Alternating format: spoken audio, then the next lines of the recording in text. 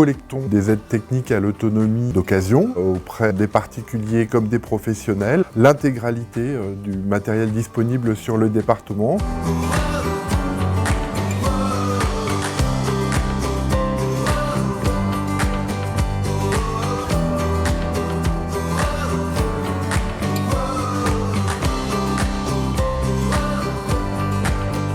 Du coup, là, tu m'as trouvé un fauteuil pendulaire.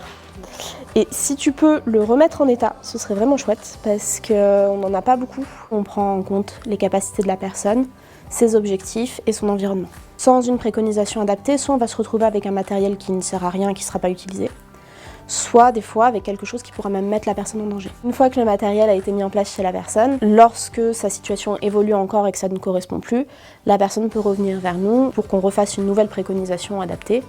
Et le matériel qui ne correspondait plus peut être par exemple redonné à Revatec pour être remis en état et servir à quelqu'un d'autre qui pourrait en avoir besoin. La Creuse est un territoire particulier puisque près de 43% des besoins en aide technique à l'autonomie ne sont pas satisfaits par la mise à disposition de matériel reconditionné et donc à prix solidaire. Cela permet à un certain nombre de personnes de pouvoir s'équiper puisque une partie de la population a des revenus très modestes.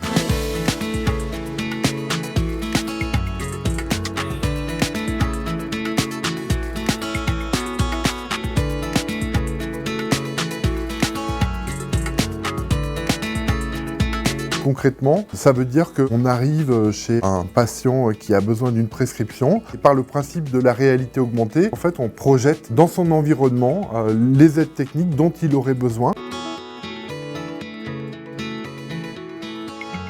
À la base, je ne savais rien de ce métier de valoriste et j'ai tout appris ici et j'ai trouvé là ma place.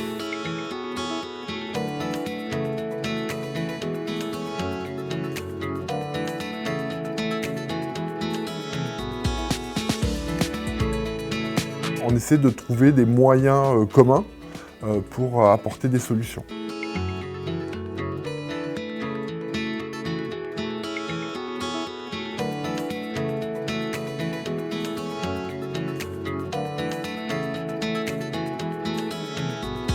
C'est pour nous un partenaire essentiel qui nous met en lien avec les autres opérateurs de la région et qui nous permet aussi de trouver des solutions communes et d'avoir une réflexion permanente pour mieux satisfaire les besoins qui peuvent exister sur le territoire et surtout partager nos expériences.